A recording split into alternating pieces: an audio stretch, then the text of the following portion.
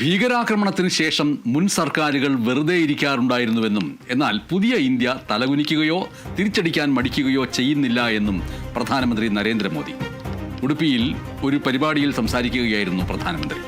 Indian വ്യോമസേനയുടെ S-400 വ്യോമ പ്രതിരോധ സംവിധാനത്തെക്കുറിച്ച് പരാമർശിച്ച അദ്ദേഹം നമ്മുടെ സുദർശന ചക്രം ശത്രുക്കളെ തകർത്ത് തരിപ്പണമാക്കും എന്ന് വിശേഷിപ്പിക്കുകയും ചെയ്തു. ഇത് ഓപ്പറേഷൻ സിന്ദൂരിന്റെ വേളയിൽ നമ്മൾ കണ്ടതാണ് എന്ന് പ്രധാനമന്ത്രി പറഞ്ഞു.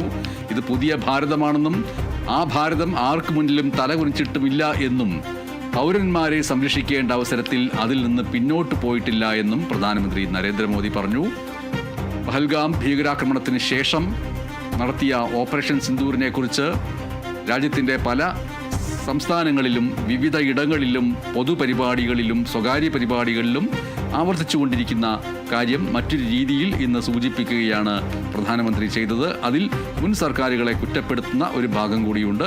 മുൻ സർക്കാരുകളുടെ കാലഘട്ടങ്ങളിൽ ഉണ്ടാവുന്ന ഭീകരാക്രമണങ്ങൾ, ആ ഭീകരാക്രമണങ്ങൾക്കെല്ലാം ശേഷം ആ സർക്കാരുകൾ തുടർ നടപടികൾ ഒന്നും എടുക്കാതെ വെറുതെ ഇരിക്കാറാണ് പതിവ് എന്നും എന്നാൽ ഇവിടെ പുതിയ ഇന്ത്യ തലകുനിക്കുകയോ തിരിച്ചടിക്കാൻ മടിക്കുകയോ ചെയ്യുന്നില്ല എന്നുമാണ് പ്രധാനമന്ത്രി അഭിമാനത്തോടു കൂടി സൂചിപ്പിച്ചിരിക്കുന്നത്.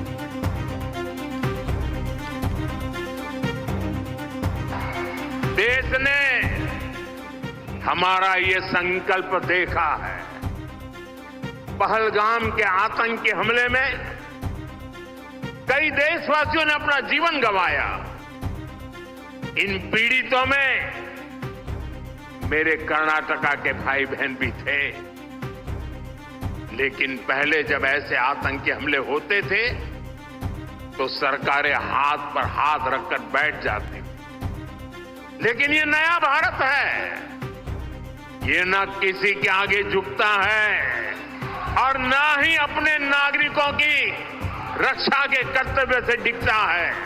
हम शांति की स्थापना भी जानते हैं और शांति की रक्षा करना भी जानते हैं।